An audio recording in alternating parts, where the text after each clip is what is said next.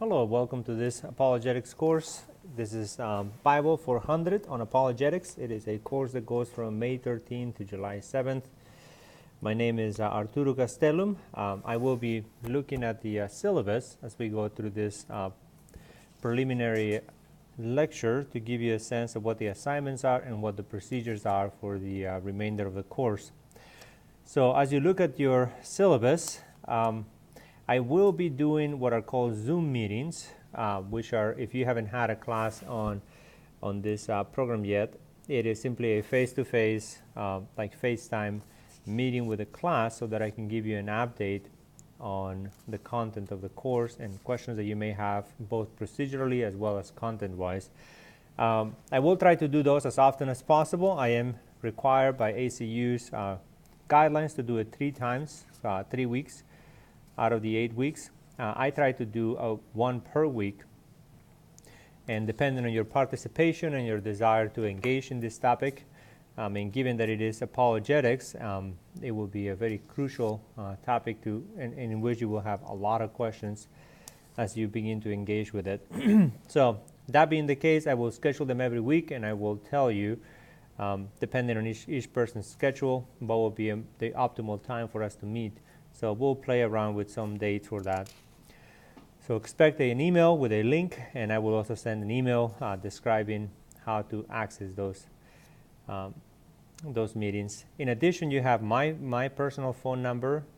If you want to contact me, you can text me to that number, and then we can set up a time to talk, or you can email me, whichever one is going to work perfectly fine. Now, the content of the course, let's go ahead and look over that. This is an apologetics course. I will record a 10-minute presentation or so on the scope and nature and aims of apologetics. So I won't go into that right now. Just know that this is a course in learning how to be faithful witnesses and how to deal with divisions in the church as well as the unbelieving world. How do we give a faithful testimony of the Christian faith and be able to silence those who oppose the faith. If you look at your syllabus, there are 4 books that are required, 5 books for you, sorry. One is going to be on logic. That is foundational. It is my belief that logic should be an essential topic that every student should be taught at different stages in their life, but you should have taken a logic course at some point. If you have not, then we're kind of supplementing that with a rule book for arguments by Weston. It's a very approachable book. And then we have four other texts. One of them has to do with the APA system, writing system, and then the other one is Dembski on evidence for God, 50 arguments. Then you have McDowell, which I'm sure many of you are acquainted with him, the new evidence that demands a verdict. And then, of course, J.P. Moreland, Scaling the Secular City. So those are the texts. Get them ASAP so that you are not at a disadvantage. We begin week 1 making use of those texts. So go to Amazon, get on into Prime, and then get those books. Get them on the way. You would also be expected to have a Bible. We don't have a specific Bible version that we endorse, but there are about 5 mainstream ones that you're free to choose from: NIV, ESV, NASB, NRSV, and the King James Version of the Bible, whichever one you are already accustomed to. Please go ahead and proceed with that. And then as we look at the schedule here, it is laid out. It is 8 weeks for you guys. It's going to follow the same format week to week. So what that means is what's going to happen is that on Friday, I will be opening up the 2 discussion questions. So you'll have 2 discussion questions every week. You will have to give 3 responses to the discussion questions to your peers. And then you are going to have a writing assignment or some type of forum. And it is all due by Sunday. So the way it works is the first discussion question is going to be due on Wednesday by midnight. So that prior Friday, you are going to become aware of what that question is. So you can post on it. The posting of it It should be above 75 words, more like 125 words, and then don't exceed 175. You should be able to condense your answer into 175 words max. So you will respond to that question, and depending on what sources are being used that week, that's how you make use of them. Quote the books that you need to, quote the scriptures. The more you can show that you put the effort to do some research on it, you're not just simply sitting down and expressing your thoughts. There is a lot to this field. There's a lot that can be discussed. There have been many who have contributed to the field of apologetics, so we want you to profit from that. So don't try to find shortcuts. So the more you show that you wrestle with the text, with the ideas, you post on it, and then you're expected to comment on your peers' post, and that is 3 different posting on their post, responses to their post at different times. So don't just sit one day, spend half an hour, and then try to respond to all of them. It's on Wednesday respond to 1 or 2 of them, on Thursday or Friday respond, by Saturday.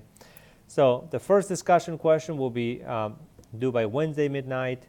The second discussion question is going to be by Friday. You're always going to have 2 discussion questions all throughout, and it is going to be the same for every week. And then by Sunday, you will have the big assignment due. So for example, if you were to look at your syllabus right now, week 1 says there are 3 assignments. There is getting to know you assignment.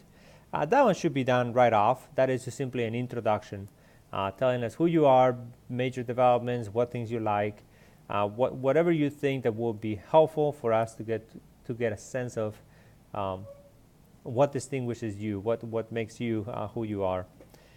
You can speak about your when you came to the Lord, if you're a new convert, what your aim in taking this class is, and so on. So you can go ahead. I left a short video for you of who I am, and as we get to know each other, we can disclose other areas that are pertinent to the course. So that getting to know you should be done right away. Then you have the discussion questions, which I am going to grade them both. Each discussion question post is going to have an independent grade and then a participation grade. So if you did not comment on your peers, then that is going to greatly, if you did not enter your discussion question, that's going to damage your participation. And then you'll have a written assignment. Now the 2 questions that are set for this week, one has to do with your personal testimony. Be able to articulate how the Lord brought you to Himself at some point in your walk. And secondarily, I'd like to know, was apologetic a component in your path to the faith? Did you have questions that you've been wrestling with? May have been the problem of evil. Maybe somebody suffered very unfairly, or you did, or you have a sickness, or a relative of you passed away, or the many aspects of suffering that we may encounter in this life, and that may have been a stumbling block for you until you came to understand the purpose of suffering.